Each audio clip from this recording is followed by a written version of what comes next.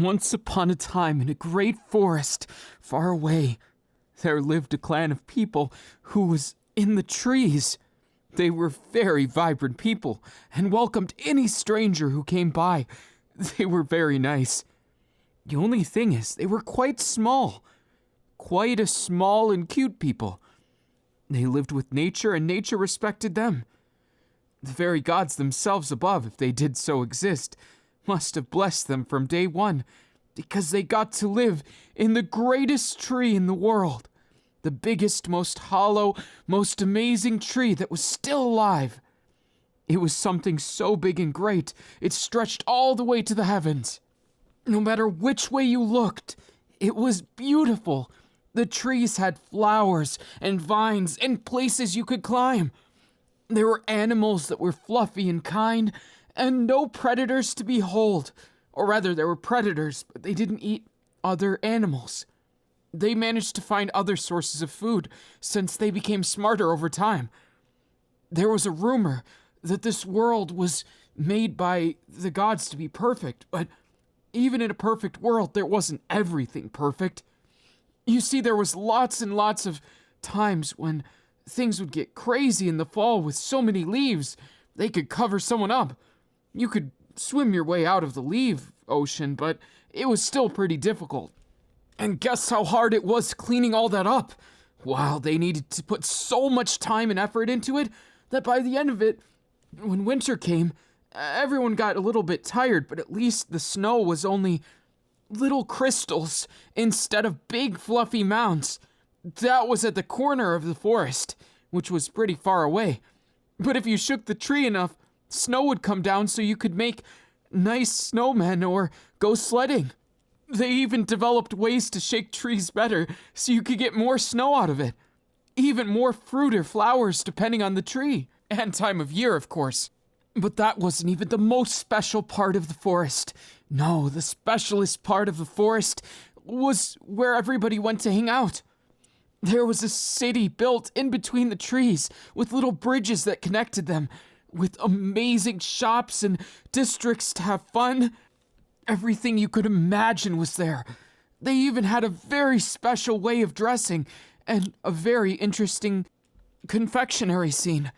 In fact, they were well known for their apple pies, cream cakes, and even sherbet. They had all kinds of sherbet that had fruits that no one has ever tasted before outside of that forest. It was one of the best places to live in the whole wide world. But then, one day it went silent. Nobody knew what happened. A great calamity, everyone supposed. One day, a brave soul ventured in. It was a green-haired boy who was very brave. He decided to go and venture out. He lived in the faraway lands of the plains. It was much different there, much less fruity, and much less interesting. I mean, it wasn't a bad place, don't get me wrong, but it struggled for food much more than the cities of the forest. Instead, they had to raise cattle and have farms, as compared to the natural life of the forest, which was in perfect harmony. Everything was different there, and people didn't get along quite as well. And the boy wished to find a place where he could fit in. He didn't feel like his family or the society suited him. Not that he hated them or disliked them, it's just he didn't find his place was there. His heart wasn't there. So he decided to venture out. It was always his goal to explore the world, so it just ended up being a perfect storm. He took on the task of figuring out what happened to the people of the forest, as well as the forest itself. While the others of the plains didn't seem to care quite as much, he cared a great deal because he had a friend there.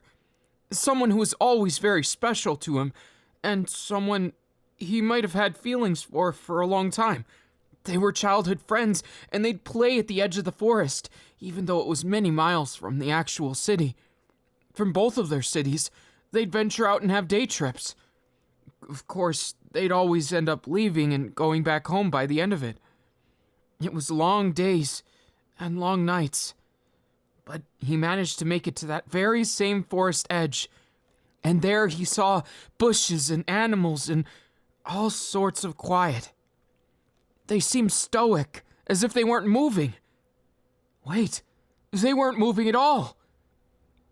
They seemed to be frozen in stone. But what could have caused it? He couldn't know. The only path was to venture further. He was scared, and his heart wavered. But he couldn't give up on his friend. He couldn't give up no matter what, and had to get to the bottom of this. Not only for the cute little animals, who seemed petrified in stone, but also for the future of the people who live in the trees. They were small and cute, and he may have felt a bit of an urge to protect them. Anyways, the brave boy stepped into the forest for the first time in years. After all, their parents had disagreements, and long ago, when they were still children, they sort of got into a fight. And he wanted to make up for that day, to properly make things right. Grudges were never something he was very good at. And it was more the parents than it was them. His friend was beautiful, wonderful, and the best friend he ever had. And he didn't want to leave things just like that. So he went, one step after the other, the giant leaves crunching under as fall had just begun. Under the cascade of light and fallen leaves, he had to dodge them. But more statues, stoic and animalistic, stood frozen in time, as if they saw some great event. It was eerily quiet. No matter where he looked, he could see more of them, frozen in place in their harmony. They didn't exactly look sad, but they looked surprised, each one seemingly more than the next. It was strange. He couldn't figure out. In his head, no theory matched up. And there it was. He could start to see it in the distance. All the way above the great canopy was the biggest tree of all, where his friend would likely be. It was such a place that was mythical, but also somber. He had never seen it this far in. Walking forward, one step after the other, it was difficult to understand where the forest began or ended. If not for the giant tree in the center, he would have never been able to navigate it. It was risky, and getting cold. He had to find shelter soon, so he sped up his pace. Even now, navigating around these giant leaves was very difficult. But somehow, after breathing heavy and rushing very fast as much as he could, he made it to the other side. There he stood, stoically in front of the tree. He could see them now. People frozen in stone. It was quite startling, but he was sure, in his heart, they were still alive. He had to figure out how to save them. He had trained to be a hero for most of his life, doing everything 110%. He had saved his village before, from many a peril.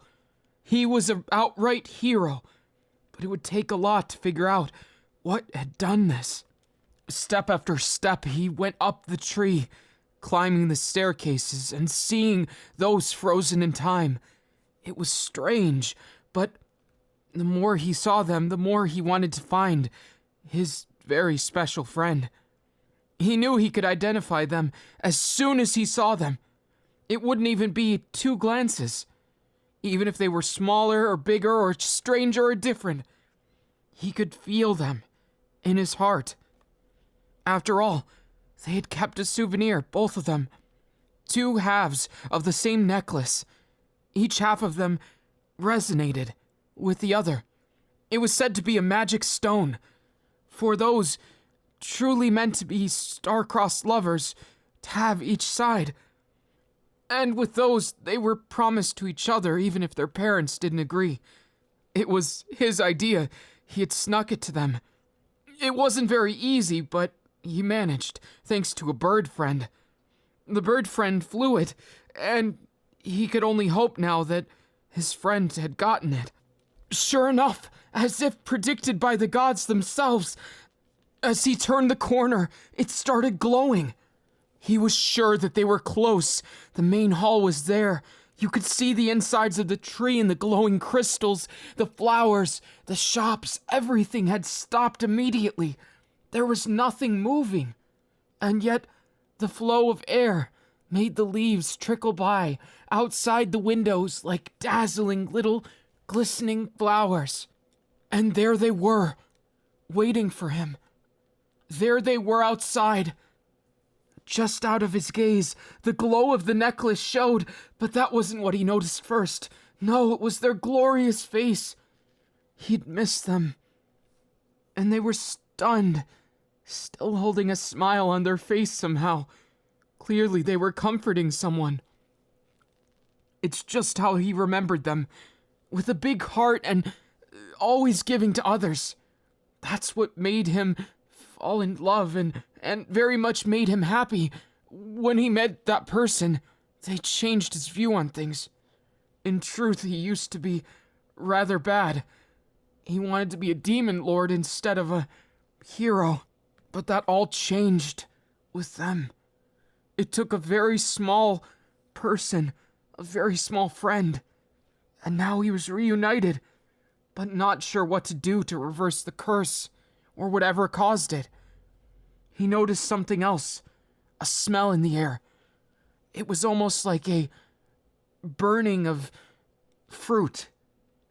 He could smell it. It wasn't true smoke or smog, but it was a burning of fruit. The scent was strange. All of this had to have happened very recently, but thankfully there was no fire to accompany it.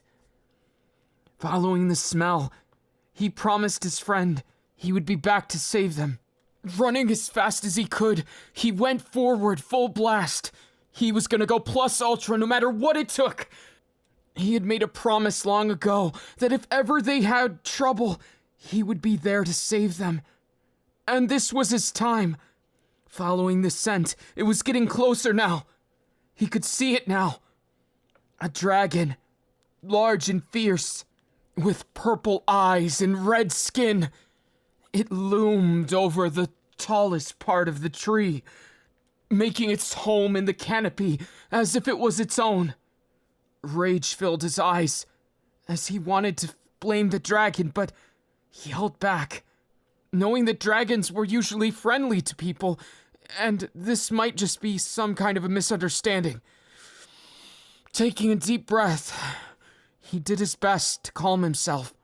If he had happened to get on the bad side of a dragon, something terrible could happen.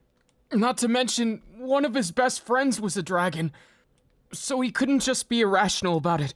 Dragons are people too. Dragons are people too. He repeated to himself, shaking as he went. The dragon looked crazy, a little dangerous too. Well, a lot of dangerous. He walked up and shouted to the dragon, "Do you know what happened here? Do you know why the people have turned to stone?" And the dragon replied, "These people have disrespected me. They have given me nothing but trouble since I arrived. They stole a part of my tail, and this is their curse." The dragon spoke with elegance, but also spite. He wasn't sure what to do. And the fact that the people would steal a piece of a dragon's tail, that was something they held precious, something dear. He wasn't sure what or who did it, but he was sure there must be a misunderstanding. "Oh, Reverend Dragon," he said, "won't you release them from their curse? I will deal with them. I am the hero from the north, Izuku Midoriya." Your names don't mean much to me. After all, you humans have disrespected us many, many times before this. I suggest you stop while you're ahead. Leave these humans to me. The dragon was getting agitated. Worse yet, he had an idea of who this dragon was. But it was strange. The dragon wasn't acting normal. This was No, it couldn't be who he thought it was, could it? Sure, it looked like Mitsuki. It was impossible. Mitsuki was a very kind dragon, and she wasn't acting like this at all. Please, won't you listen to me, dear dragon? No, Lady Mitsuki. There was no answer as the dragon turned around. Please, won't you forgive them? On my honor, as a friend to your son, I will make this right. Whatever treachery they have done, I will make up for it personally. I will take the blame upon myself. So please, spare them your wrath. Lady Mitsuki, I beseech you. The voices stir me. You don't actually think I'd stop, do you? Why would I? For a mere mortal, and a human no less. Your kind are wretched little creatures. The words came at such a great shock to him that he fell backwards. Why? Why wasn't she listening? This wasn't like Mitsuki at all. Despite her rough around the edges demeanor that was normally present, it was as if she was possessed. Something had to be inflicting her, but he couldn't tell what. Now things were getting worse. He wasn't sure how to defend, but the dragon looked ready to attack. Whatever the dragon may have looked like, it did not act like Mitsuki. Surely some evil creature was possessing his dear friend's mother. Please snap out of it. I'll do whatever it takes. Just listen to me. Then the tail was swung, sending him flying, winded and battered. It was difficult to breathe for just a moment, but he stammered to his feet. Please, I don't want to fight you. I don't want to disrespect the dragons or hurt anyone. Won't you please, at least, forgive them? Is there anything I can do? The dragon seemed to have been through talking. Whatever evil creature was going to possess them, there may be only one way to stop it. He reluctantly drew his sword and faced off against a dragon he knew was kind and nice, but he wasn't sure what to do. He wanted to go get Kacchan, but he wasn't sure how. In fact, he wasn't sure if Kacchan would be normal or different. But as luck would have it, Kacchan appeared. What are you doing, you dumbass? What do you think you're pointing a sword at my mom? He wasn't sure how to respond to Kacchan. No, it was all a misunderstanding. Kacchan, thank goodness you're here. Your mother, she's acting so strange. But before his words could finish, she attacked Kacchan. He was wounded, but not so badly. But the dragon was going to attack again. Run, you damn Deku. Kacchan said. Run while you still have the chance. I'm not gonna say it again. But he couldn't just take his word for it. He couldn't just let his friend go. And at that moment, he heard a voice call out to him. It was a soft-spoken voice in his head. He couldn't really place a tone to it. It was more like it was a resounding message that echoed through his very soul. There was someone calling to him. Someone saying something. Time froze still, and color left the area. It was completely black and white. Everything was still, silent, and yet he could walk aimlessly. It was as if the gods themselves had intervened. Wait, could it be? Indeed it was. A descendant of the heavens came down through the canopy with beams of light shining like blades made of pure sunlight. 6 wings on each side. The angel, or god, whatever it was indistinguishable from the rest, filled with color and life. And with one look he could tell what it was asking him. Did he want to save his friend? Of course the answer was yes. It reached out its hand, and he took it. Erupting into light, A great shockwave pressed against the dragons, sending them both flying, but one far worse than the other. Sadly, Mitsuki disintegrated right then and there. No, he didn't mean to do that. It was an accident. It was not what he intended. He just wanted to separate them to save his friend, but something went wrong. Kacchan was knocked out. But when he woke up, what would he say? He couldn't handle it. Izuku was sad. He didn't know if Kacchan's mother, if Mitsuki was okay or gone. It looked as though she just disappeared in the light. But he also knew that Kacchan would think that he defended him, that he took his mother's life. Fleeing downward, he went to check on the people of the city, who gradually returned to normalcy. Not knowing the fate of what happened, he took solace in what he did. He needed to, or else Kacchan might have died. And before he knew it, he made it to the main area, and his necklace began reacting again.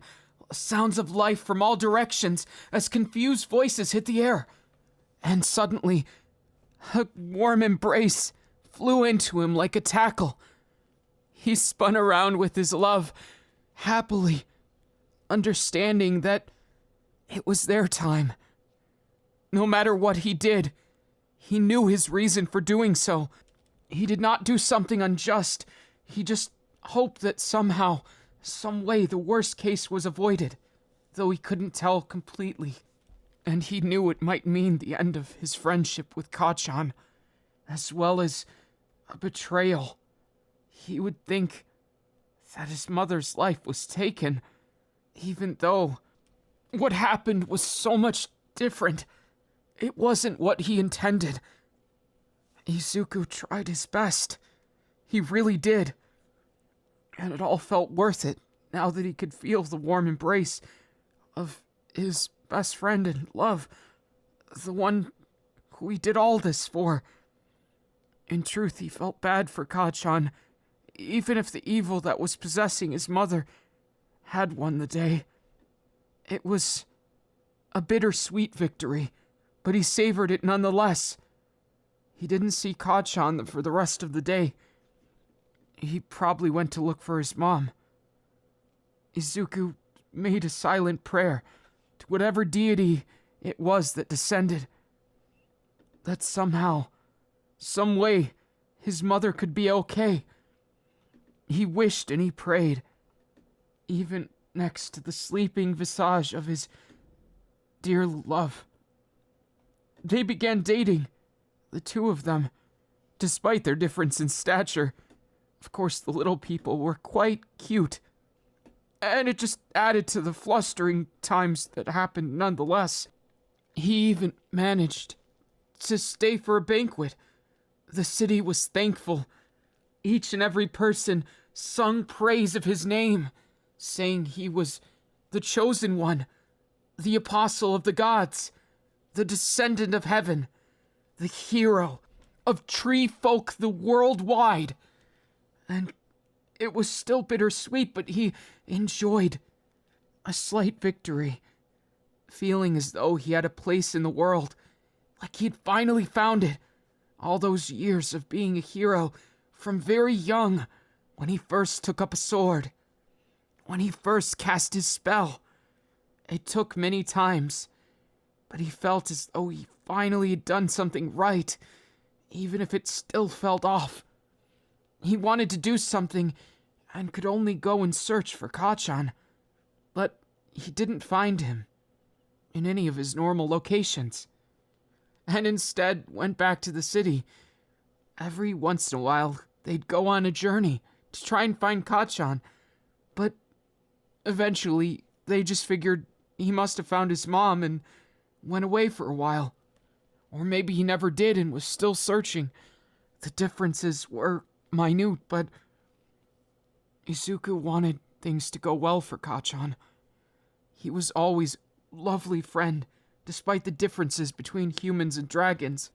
Though as much as he liked to admit it, he couldn't help but say He was happy where he was. He was content, and he had done what he could to save the life of an innocent, of many. He continued being the hero, and was a paragon of the people of both the tree lands and the plateaus. He made a kingdom, but did not choose to rule in it. Instead, he decided to go on adventures, taking his love wherever he went, them both holding two sides of the moon crescent, the necklace, as they called it, that would locate them no matter how far they were. And somehow they always managed to get back together, no matter how they got separated, or what dangerous and perilous journey they went on. It was always an adventure that ended in smiles, and before too long, they had their very first kiss. One that he could never forget. One that meant the absolute world to him, and one that changed his life forever. As time went by, he noticed that he had gained tremendous power from the descended holy being. He wasn't sure what to make of it, but his charge was to take care of humanity, as they were the weakest. He assumed that the deity showed mercy on the weak humans, and gave him the fighting strength to defend them, as well as the tree folk of the south. It was incredible. He felt so strong and so in control that he managed to decide entire wars before they were started, simply by him talking to people, trying to understand them, doing the right thing, following his heart. That was all he could do. And yet time ticked on, again and again. He was happy, but he noticed something different. He wasn't like the others anymore. He was no longer just a normal human.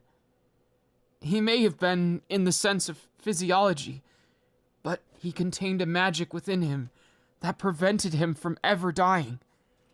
There were many times he thought he might, or a fatal injury, or disease, but he would come back from all of it, as if nothing happened, unscathed and unsullied.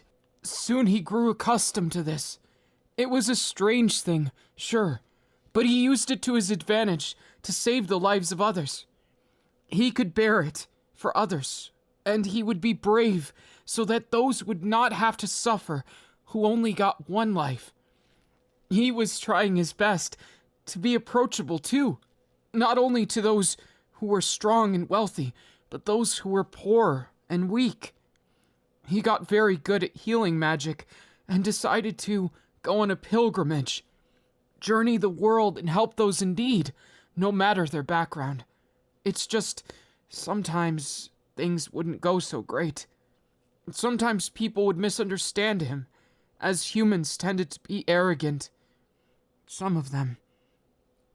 He tried to curb that, but sometimes the wealth and prevalence of some would make many misunderstand his intention.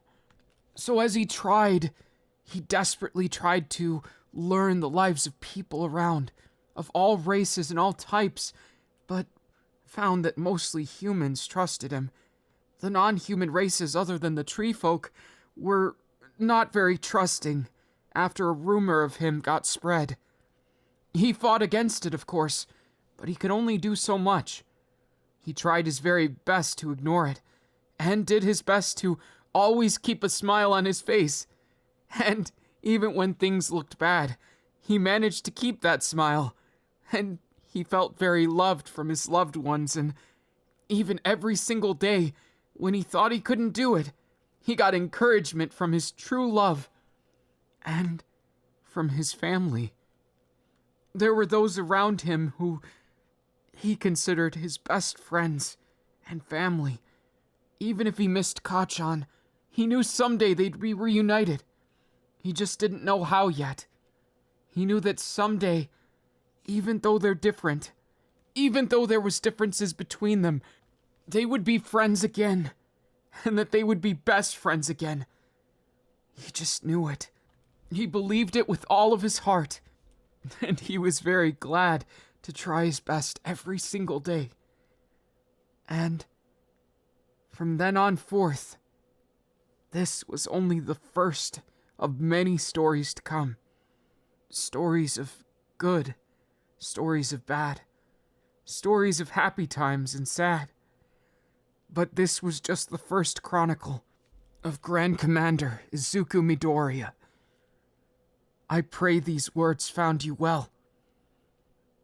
And I pray that you understand this is the very beginning of my story. That these words reach your heart. And that they make you happy instead of sad. As there is much silver lining, despite the good and bad of it. It was truly an adventure so far, and I hope you'll join me for the rest.